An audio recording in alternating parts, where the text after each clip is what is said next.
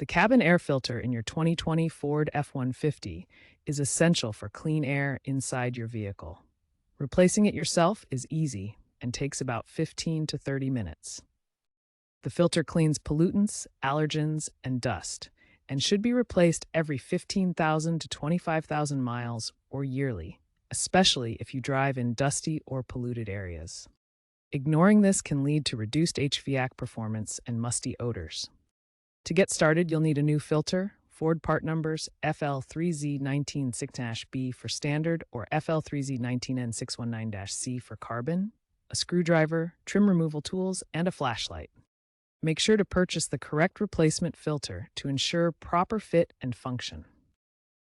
First, turn off your F-150 and remove the keys. Open the glove box and empty it.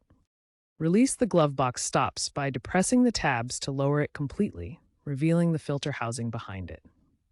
Remove the housing cover by unscrewing or unclipping it. Take out the old filter, noting the direction of the airflow arrow printed on it. This is important for installing the new filter correctly. Insert the new filter with the airflow arrow pointing in the same direction as the old one. Finally, reassemble the glove box in reverse order.